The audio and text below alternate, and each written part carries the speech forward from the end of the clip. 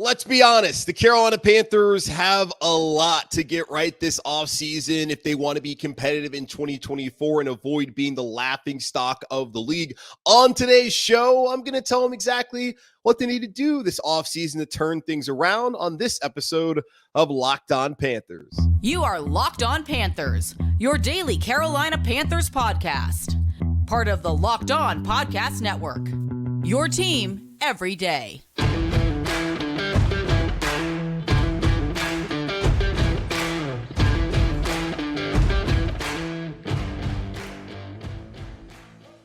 Welcome into another edition of the Locked On Panthers podcast, a part of the Locked On Podcast Network.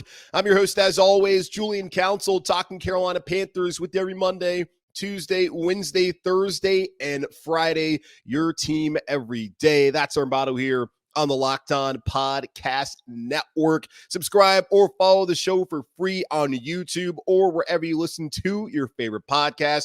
And be sure to follow me, Julian Council, on Twitter at Julian Council, where every Friday throughout the offseason, I'll be answering your weekly Friday mailbag questions either at me or DM me. But first, follow me on Twitter at Julian Council to get your questions in for this week's edition of the weekly Friday mailbag right here on Locked On Panthers. Today's episode of Locked On Panthers is brought to you by Jase Medical. Empower yourself when you purchase a Jase case, providing you with a personal supply of 5 antibiotics that treat 50 plus infections.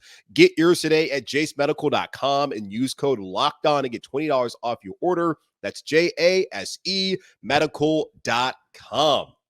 All right, here we are, the 2024 offseason. A week ago, the Carolina Panthers fired their general manager, Scott Fitterer. 7 weeks ago, they fired their head coach, Frank Reich, and they're currently interviewing both head coach and general manager candidates to hopefully turn things around here in Carolina. But that's only two things they have to do this offseason for this team to not be 2-15 again in 2024. Like, a lot, and I mean a lot, needs to turn around here this offseason for the Panthers to even be remotely competitive. I hate to say that, don't want to be negative, but it's just the truth. Panthers probably aren't going to be a team vying for a playoff spot or a division title in 2024. But who knows? It's the NFC South. Anything is possible any given Sunday. I understand all that. On today's show, let me provide you with my offseason to-do list for the Carolina Panthers. Been doing this the last couple of off seasons, doing it again today on the show. And this is going to be a springboard for some other conversations that we'll have throughout the whole hiring process. And until we really get to March, where I'll break down the offensive line, what to do there, wide receivers, some other position groups as we evaluate them from what they did this past season, and then what the Panthers need to do this offseason. But just broadly, I'm going to discuss what I think the Carolina Panthers really need to do this offseason to just kind of get things headed in the right direction. So starting off with point number one, hire a general manager. I would like the Carolina Panthers to do that first. I talked about it on yesterday's show. I understand yesterday's show was probably a tough listen as I was completely zonked out on meds. I still am. You can hear how congested I am right now. I'm getting better. I feel better.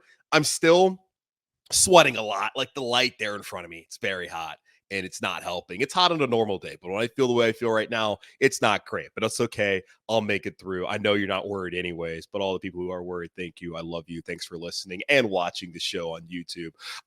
But either way, they're not going to, I think it looks like they're going to hire a head coach. I was reading ESPN.com. They were trying to project who would be the next head coach for all the teams out there that need to have openings. And they think Brian Callahan, the OC there in Cincinnati, would be here in Carolina. But they also said they weren't really sure because it's really hard to project who wants to take this job.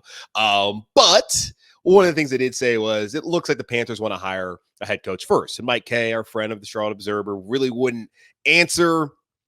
I guess he couldn't give us a clear answer of what they are going to do. Like, are they going to hire a senior vice president, then have that person bring in the head coach and general manager? Or are they going to go head coach and then have that person be in the discussion to bring in a general manager and a senior vice president of football operations? I'm of the opinion that the Carolina Panthers' other big problem, other than the owner himself, David Tepper, is that the roster stinks, y'all. And they've done a terrible job when it comes to free agent signings, when it comes to the draft, and just the overall evaluation of players. They got to fix the scouting and player evaluation side really more they need to fix the whole like coaching side of things. Like they had a good enough coach in Steve Wilkes to let him walk out the door. I'm sure Frank Reich would have been a little bit better if the players were better, but that wasn't the case. I don't think head coach is the biggest problem in Carolina. It's David Tepper, but then after that, it's the roster and how they've gone about bringing these players. So that's why I believe they should bring in a general manager first. Went over that yesterday, but there is a short little blurb for you. But as far as general manager candidates, they have requested to speak to Brandon Brown, the Giants assistant general manager. They're trying to talk to Mike Disner, the Lions COO. Would make sense to be potentially the senior VP here in Carolina. Ed Dodds, the Colts assistant general manager who interviewed for the job a couple of years ago, interviewed on Sunday. Mike Greenberg, not that one, but the one to the Buccaneers. He is assistant general manager. He has been requested as well. Alec Hallaby of the Eagles. He is their assistant general manager. He interviewed on Friday. Kai Harley, the Saints vice president of football administration, has been requested. Champ Kelly, the Raiders interim general manager, interviewed last Thursday. Nick Mateo, the Ravens vice president of football administration, interviewed this Monday. Dan Morgan, Panthers assistant general manager, is set to interview. Same with Samir Suleiman, the Panthers vice president of football administration. Those are the two internal candidates here. And then Brant Tillis, the Chiefs vice president of football operations, interviewed on Monday. Those are the candidates. I would love to see a guy like Hallaby, Brant Tillis as well, Nick Mateo, all three of those guys coming from winning organizations. Think that would make sense. They have the analytical background, something that David Tepper certainly wants to see. Having those guys and figuring out the scouting side of things with probably a different supporting cast in the front office probably makes the most sense for the Carolina Panthers. But there's still this possibility that Dan Morgan sticks around. Now, the second thing they need to do before they move on to the rest of the offseason is, well, hire a head coach. I believe it's going to be the first thing because David Tepper wants his man, and I believe he's going to have to be patient. He's going to have to be patient because a couple of these guys on the list haven't interviewed yet, and they're also interviewing other places, and they can't start interviewing in person until Monday upcoming here. So it's a process the NFL is trying to slow down. But looking at the candidates, Brian Callahan, the Bengals offensive coordinator, is set to interview on Thursday. Dave Canales, he is the Bucs OC. He has not interviewed here in Carolina just yet. Ejiro Evero, the Carolina Panthers defensive coordinator, interviewed last Thursday. He's also interviewed in Atlanta. He's been requested out there in Seattle. He's going to have options. Ben Johnson, the Lions offense coordinator, will be interviewing virtually on Friday here in Carolina. Mike McDonald, the Ravens defensive coordinator, and Todd Monken, the Ravens offensive coordinator, both interviewed virtually last Thursday. Raheem Morris, the Rams defensive coordinator, interviewed on Wednesday here in Carolina virtually. Dan Quinn also interviewed virtually on Wednesday. He's a Cowboys DC. Bobby Slowick, the Texans OC, is not doing interviews right now. He said at his press conference on Wednesday that he's focused on the playoffs. So assuming, which I think is going to happen, the Texans lose on Saturday to the Ravens, then he'll start interviewing, which you can start doing those in person. So we'll see how that works out. Frank Smith, the Dolphins offense coordinator, interviewed on Tuesday virtually. Then Chris Tabor, the Panthers interim head coach and special teams coordinator, interviewed last Wednesday. Quick note, Ejiro Evero and Chris Tabor have both been requested to interview for coordinator positions elsewhere. Vero down there in Jacksonville, Tabor up there in New York Giants, and both were blocked. Now, Tim Lukabu, who's the outside linebackers coach here in Carolina, he's actually interviewing for a DC job up there in New England. So it appears that if they're going to interview for, you can't block also. You're not allowed to block people from interviewing for a promotion. But if it's a lateral gig, then you can block it. And that's exactly what David Tepper is doing right now here in Carolina. So we'll see how all that works out. But right now, those are the candidates. Brian Callahan, again, that's who ESPN.com believes will be the next Carolina Panthers head coach, even though it's hard to say whether that will be the case. I've seen some betting odds that have favored some other candidates. Frank Smith, actually, the Dolphins had the best odds currently, according to one of the betting sites out there. So that's the rundown. So first hire a general manager, but probably going to end up hiring a head coach first and get the GM. Those are the first two things Carolina Panthers need to do before they can head into any of the other portion of the offseason, which we'll talk about here in just a moment on Locked On Panthers. This next segment is brought to us by our sponsor, BetterHelp. Sometimes we all need the opportunity to get something off our chest, big or small. Certain things can really start to get to you. It's important to let that out, especially to someone who's unbiased on your life. So today, I want to say how I really feel about something. You might even be thinking about the same thing this week. And for me personally, I'm not happy about being sick. didn't have power for a large part of the afternoon. Thanks a lot to my apartment complex. That's got me pretty upset. But you know what? I'll move on. I'll be okay. Therapy can be different for everyone. Most of us have bigger problems than our favorite sports team, and it's important to get those things off your chest every once in a while. If you're thinking of starting therapy, give BetterHelp a try. It's entirely online, designed to be convenient, flexible, and suited to your schedule. Visit BetterHelp.com/lockedon today to get 10% off your first month. That's BetterHelp, HELP.com/lockedon. So the Carolina Panthers first need to hire a GM, then a head coach, or vice versa. Probably going to be head coach, then GM. Either way, they need to do that before we can really have a conversation, which we're going to do anyways, about anything else happening. And a lot of people are going to ask me on the mailbag, oh, hey, what should the Carolina Panthers do about this player and that player? Should they go after this person and that person? Well, I don't know who's going to coach the team. I also don't know who's going to be the GM, who's going to be scouting the players, trading for the players, and doing that whole deal. So until I really have those answers, I can't really answer the rest of the questions that you have, but I can tell you what I think they should do whenever Brian Callahan or Ben Johnson, Mike McDonald take over the job, or if it's Alec Halabai or Nick Mateo, Dan Morgan take over the job as GM. I can tell you right now what I think they should do, and I think the first thing they need to do is franchise tag Brian Burns. I know what you're saying. Brian Burns, oh my God, this guy wanted $30 million a year, according to ESPN.com. Whether that's true or not, I don't know. Seems pretty outrageous, but a guy who was coming off of the second straight Pro Bowl, 12 and a half sacks, the only legitimate edge rusher on the team. He had also seen his team have multiple times to trade him away, but decided at the trade deadline back in 2022 that they didn't want not one first round, but 2 first round picks and a third round pick from the Rams. And also when they had a chance to trade it for Bryce Young, which they did, they didn't get rid of him. So he looked at all that and said, man, you ain't got no leverage. I'm going to stage a hold in. Now, the Carolina Panthers called his bluff, knew that Brian Burns, too much of a team guy, if that's what you want to call it, to not go out there and not play. He went out there and he didn't have the greatest of seasons. Had 8 sacks, 16 tackles for loss, but he did have a 75.2 pass rushing grade, according to Pro Football Focus. The Panthers ranked dead last in the league with 27 sacks. Burns, again, had 8 of those. That's 30% of the sacks this season. They had the 3rd worst pressure percentage in the league at 17.2. Not good. And when you look at the current roster of guys that are under contract heading into 2024, DJ Johnson and Amari Barno and Eka Leota combined for a grand total of 0 goose egg sacks in 2024. DJ Johnson, the 25-year-old project at edge rusher, had a 53.3 grade, according to Pro Football Focus. Amari Barno, 58.0. Eka Leota, who is an undrafted free agent, not like things were expected of him, better grade, 59.3. Which demonstrates why I'm not that concerned about who coaches the team, because the person bringing the players has done a terrible job at it when your draft picks are performing worse than the guys you signed literally off the street. Okay, cool. So there's that. But look at the franchise tag numbers. These are important. Is Brian Burns going to be paid as a defensive end or as a linebacker? Looking at the Carolina Panthers website, he's listed as an outside linebacker. In this scheme, he is an outside linebacker. Technically, he's an edge rusher, but they don't really have an edge rusher defined franchise tag number. So if he's defensive end, it's $20.2 million. If he's a linebacker, it's $27.7 million. If I'm Brian Burns, I'm saying I'm a linebacker. If I'm the Carolina Panthers, I'm saying you're a defensive end.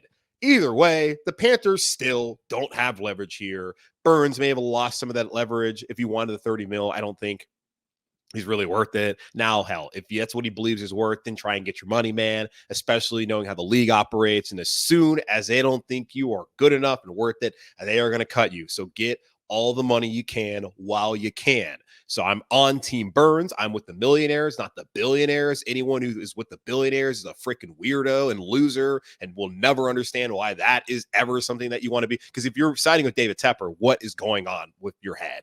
But you're going to say, no, I'm siding with the GM. No, you're siding with the owner. That's who you're siding with. Okay, so Brian Burns, you got to tag him. There's no other edge rushers. Your pass rush is terrible anyways. Bring that guy back. The other guy you need to bring back to help out your pass rush, but also just because he's a freaking Tasmanian devil, is Frankie Louvu. Re-sign that man. Again, gonna say this. This is Frankie Louvu's time to get paid. This is the time for him to get his money. I want him to stay in Carolina, but I want him to go out there and get paid more than I want him to be a Carolina Panther because I'm player first. I'm not for the team. I want the team to be good. I want him to stay here, but I want Luvu to get paid. If the Panthers don't want to do it, then go get your money elsewhere where you're probably going to win more games anyways, unless you're going to like Arizona or I don't know.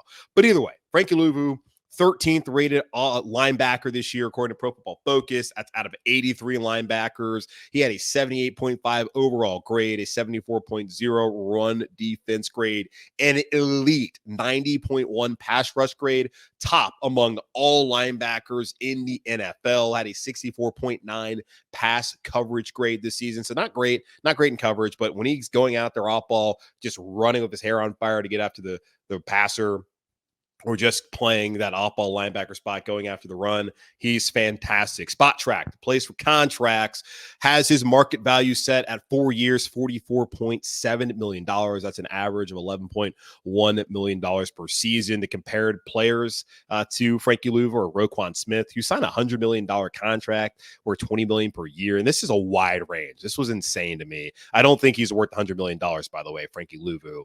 Devondre Campbell, he is on a $10 million per year deal. It's a $50 million deal, but 10 years, $10 million per year. You got Jawan Bentley, $6.7 million. Alex Anzalone, $6.1 million. The calculated value when you add in those comparative players is 4 years, $40 million, so $10.2 million. I'm good with that. And really, when you look at it, it's a 2-year contract, probably like 23 guaranteed for Frankie Luvu. That's those first 2 years. You give him the signing bonus. I'm good with that.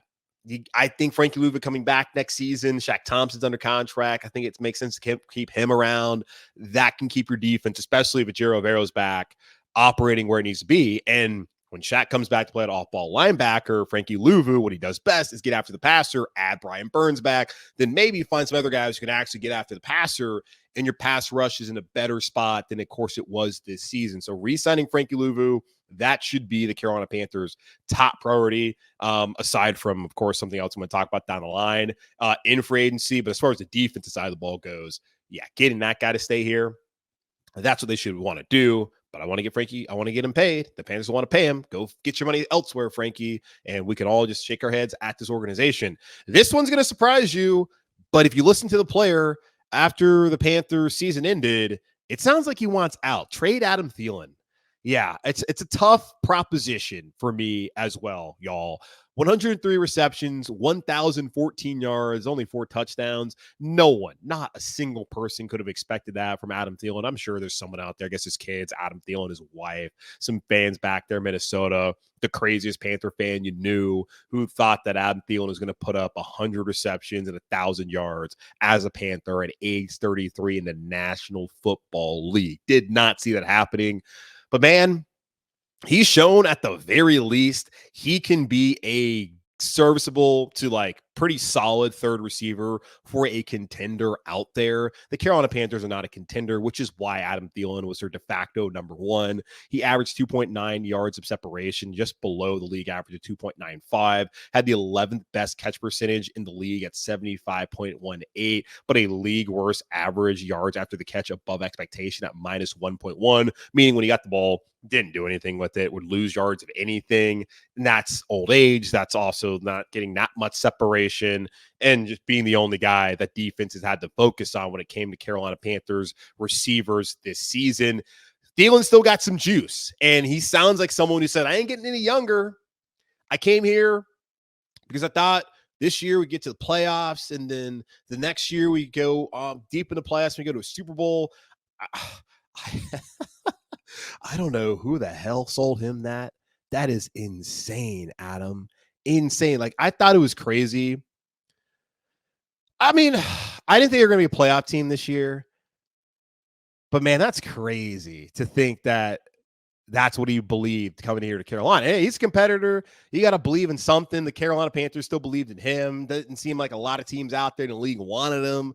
But when you really listen to it now after enduring that season, wow.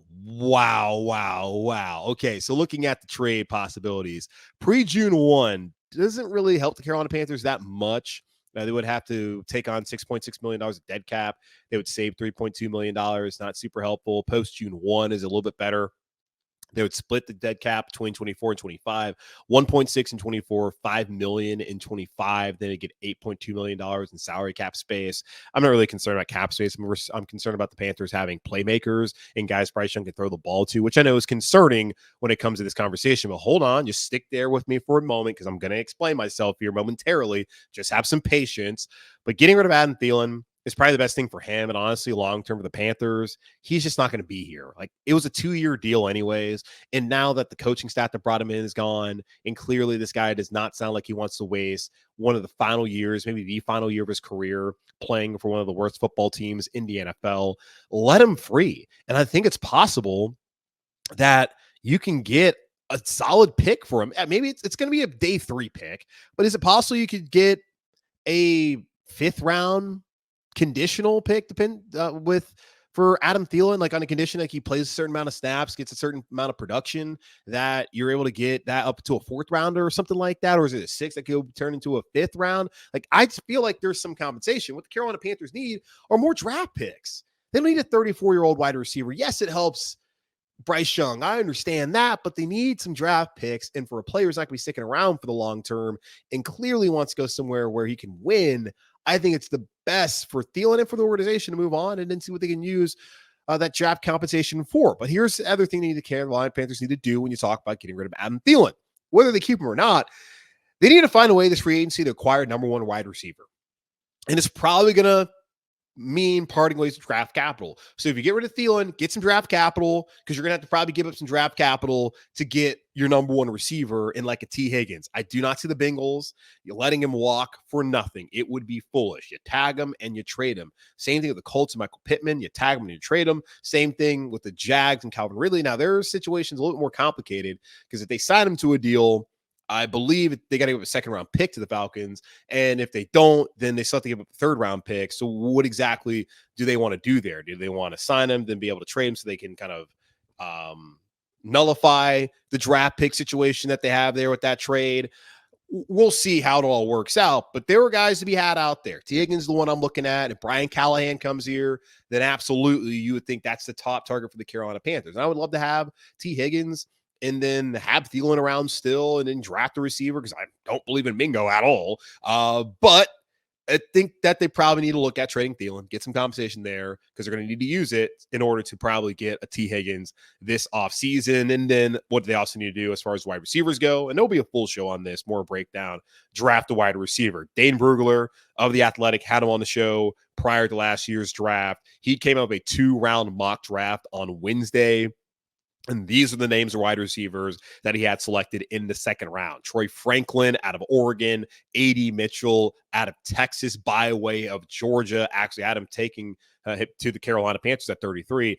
Jalen Polk from Washington, Lad McConkey from Georgia, Xavier Worthy from Texas, Malachi Corley from Western Kentucky. All those guys were listed in the 2nd round. I would love Troy Franklin. Big A.D. Mitchell fan. Apparently, scouts are concerned about his route running and his polish. Probably want to stay away from that, just knowing that that was the issue that you had also with Mingo.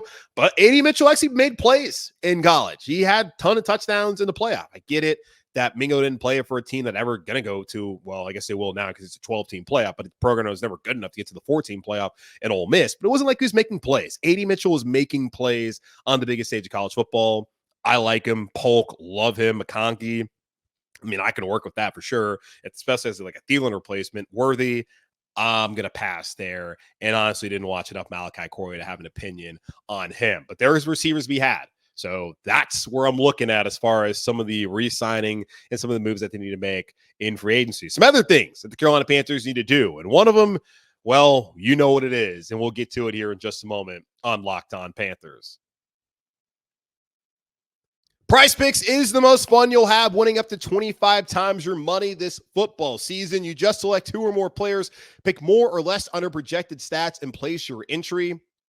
With the basketball season finally here, you can now pick combo projections across football and basketball from the Special League, a league created specifically for combo projections that includes 2 or more players from different sports or leagues. For example, You can take LeBron James plus Travis Kelce at a 10.5 combo of three-pointers made plus receptions. PrizePicks is really simple to play. You can make your picks and submit your entry in less than 60 seconds. Quick withdrawals, easy gameplay, and an enormous selection of players and stat types are what make PrizePicks the #1 daily fantasy sports app.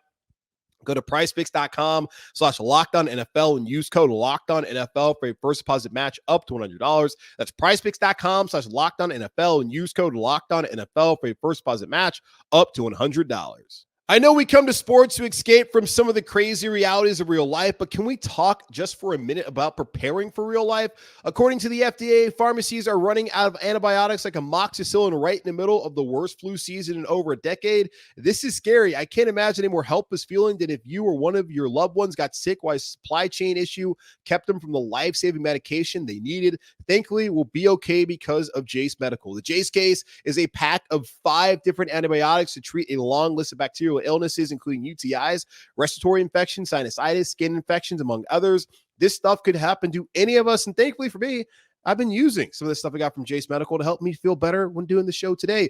Visit jasemedical.com and complete your physician encounter. It will be reviewed by a board-certified physician, and your medications will be dispensed by a licensed pharmacy at a fraction of the regular cost. It's never been more important to be prepared than today. Go to jasemedical.com and use offer code LOCKEDON to get $20 off your order.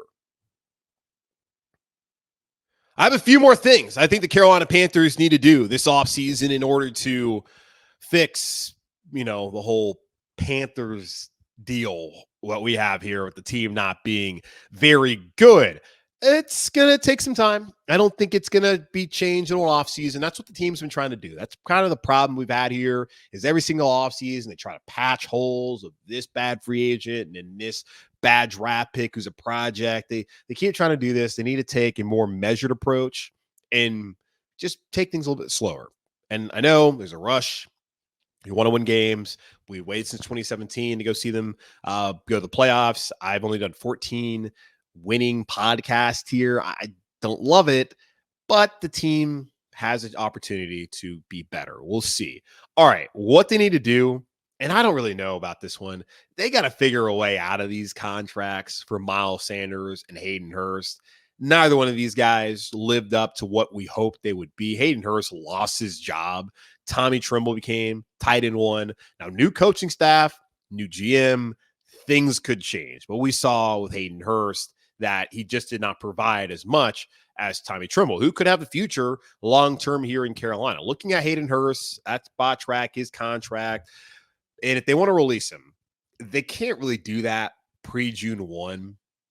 They would have $9.8 million of dead cap. They would only save $193,000 in salary cap space. Then when it comes to a post-June 1 release, that's $7 million, 7.8 rather, in dead cap. And then that's $2 million in 2025, then $2.2 million. So not enough savings. If they do trade him pre-June 1, they save $5.9 million. If they trade him post-June 1, it's $8 million. But who's making that deal? It's one of those things where the Carolina Panthers are going to have to throw in some extra incentives, I would feel like, to get that deal done. So maybe that's what they do. Kind of similar case of Miles Sanders. The out in his contract is after next season. So if you release him pre-June 1, you will have $8.4 million dead cap space for the Carolina Panthers. Then cap savings, they lose $750,000. They don't even save any money at all. Then post-June 1 release, split up the dead cap. It's 5.4 in 24, 2.9 in 25. Then they save $2.2 million. Now looking at them, if you trade them pre-June 1, $3.2 million, post-June 1, $6.2 million, but someone with Hayden Hurst, who is making that deal. For Hurst, it's possible that someone wants to make that deal with him. But for Sanders, being a running back, seeing how he performed this year, he's clearly on a decline, or has definitely declined. I don't know how you make that deal, and you're not really helping yourself that much if you cut him. It has to be post-June 1. I don't want to stack up a ton of money dead cap-wise for the future, but considering you're eating most of that this offseason for both of them, if you have it as a post-June 1 designation, then okay, do it. But they got to find a way out of those deals because Sanders is not the top back here in Carolina. That's Chuba Hubbard. I would also think that they should go out there and just draft the running back. They can do that in later rounds. Then with Hayden Hurst, him and Ian Thomas, I bet probably both out of the both on their way out the door. I don't know what the Panthers are going to do at tight end. Maybe they need to keep him just because it's a numbers game there. But Miles Sanders, really not much of a use for him now that Reich's gone, especially Deuce Staley's gone. It would be nice to find a way to reduce those deals or just flat out get out of those deals heading into free agency. And this is probably to a lot of people, the biggest one. They got to fix the offensive line. Scott Fitterer and the organization felt like they had done that. And I agreed with them based off of what we saw, especially in the final 12 games of the 22 season when Ike Ekwonu, Brady Christensen, Bradley Bozeman, Austin Corbett, and Taylor Moton were all freaking road graders and had this team with an opportunity to win the NFC South there late in the season. They all came back. Now Bradley Bozeman, Brady Christensen, he was coming off an injury, so was Austin Corbett. We knew Corbett was going to be out for some time, and there was a lot of concern of whether he would be the same guy we saw in 2022 when he was arguably the team's best offensive lineman. Of course, when he came back for those 4 games, he struggled. Brady Christensen only lasted 1 game where his numbers particularly weren't that great. And we saw what happened with Icky, with Bradley, and really Taylor Moton was the same guy we've seen every year his time here in Carolina. Now, Ike Ekwonu, that's a hot button topic. ESPN.com, David Newton had put these numbers out there that their analytics and NFL Next Gen stats had him with 18 sacks. I think it would have been 19, counting the final sack he had there in that final game on that Sunday. Looking at Pro Football Focus, they only count him for 11 sacks, which still is not great. It's the 3rd most allowed in the NFL. He is the 39th graded offensive tackle. Now it's out of 83. And mind you, Taylor Moton was 22nd. So not nearly as bad, according to Pro Football Focus, as fans believe he was. He had a 62.3 pass blocking grade, not ideal, but a 77.0 run blocking grade, which kind of aligns with what a lot of the scouts felt heading into the draft, that he was better suited for a guard, that he could be a serviceable tackle. And he believes still that he's a tackle. He's like, I'm a tackle. That's what I want to play.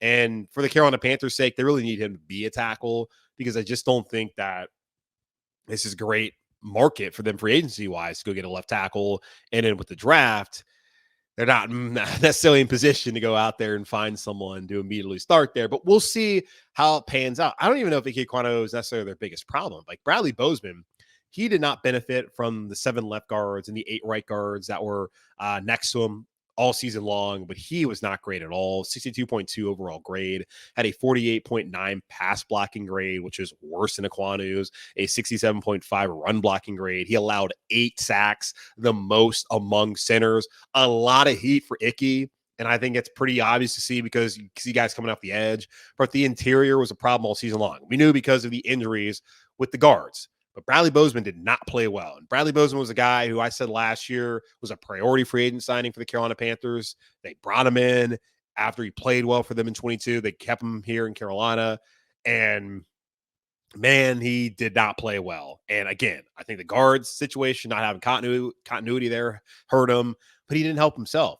And I feel like the Panthers are in a position now where they should go out there and get a center. I would love the kid from Oregon, who probably won't be there at 33. And we'll have to see what happens in free agency before even really making any sort of proclamations on who should be the pick at 33. Need to see how free agency goes. And you see who the head coach and GM are first anyways, to really be able to decide what the Panthers need to do at that spot. Right now, yes, you think it's receiver, but man, I'm kind of leaning on center over receiver right now because that's such a vital position. They touch the ball every down just like a quarterback. And they're so key when it comes to protections and communication and all of that. And the Panthers, they've been trying to find someone since Ryan Khalil retired. And we're going to have another situation like we've had at left tackle since Jordan Gross retired, where it's just a revolving door at that position. I hope not. I want Icky to figure it out.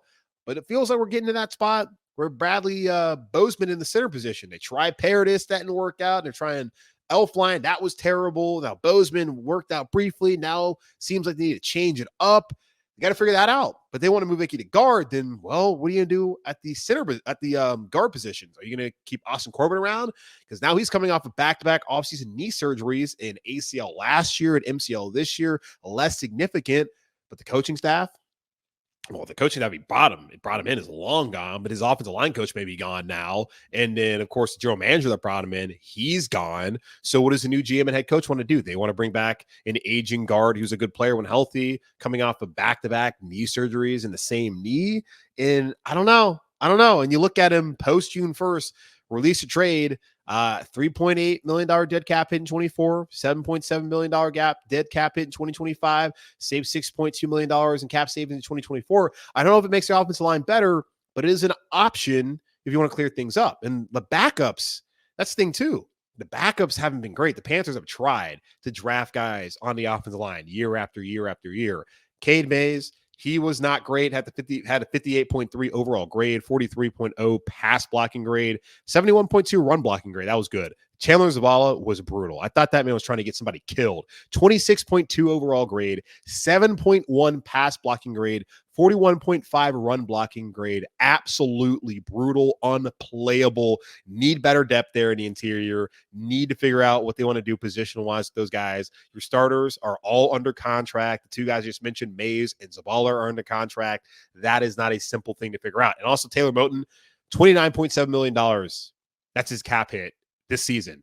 Thank you, Scott Fitterer, for the back-to-back restructures after extending Taylor Moton ahead of that 2021 season. Just insanity. All right, here we go. One last thing I want to see the Carolina Panthers do this offseason. It's really two. They got to sign a veteran cornerback and draft a veteran cornerback. Right now, Jase Horn, Dante Jackson, Deshaun Jameson, DiCaprio Bootle, Lamar Jackson, and AJ Parker are the cornerbacks currently under contract for next season.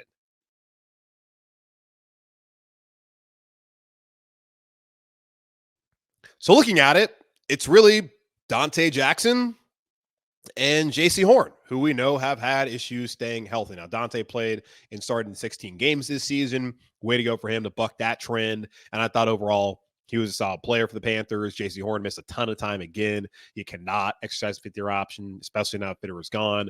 Jameson had to step in, spot duty. Bootle, same thing. But we never saw Lamar Jackson or AJ Parker. And obviously the C.J. Henderson trade did not work out. And depending on how things pan out with whether Ojiro Vero stays, maybe you bring back Troy Hill, maybe you bring back a Shaquille Griffin.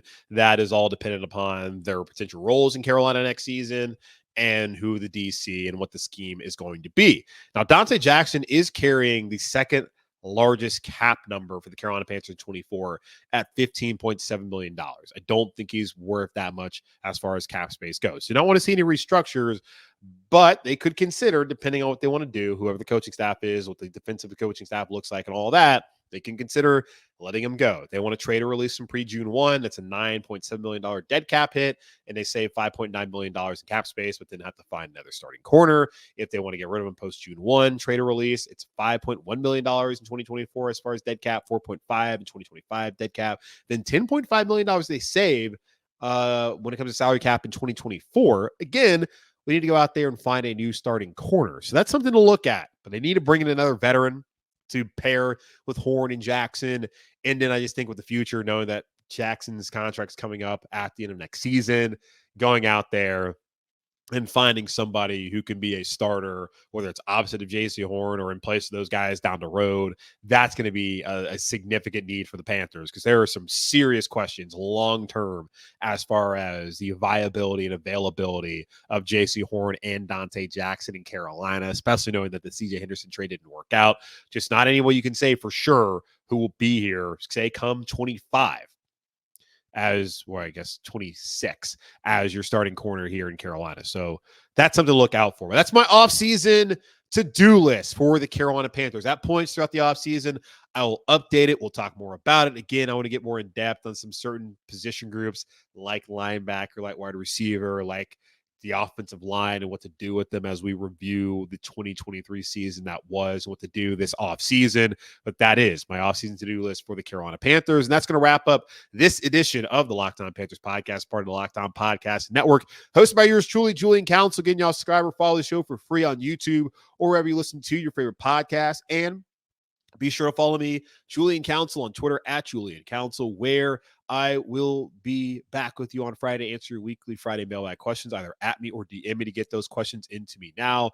But in the meantime, be safe, be happy, be whole. As always, keep pounding, and I'll talk to y'all on Thursday.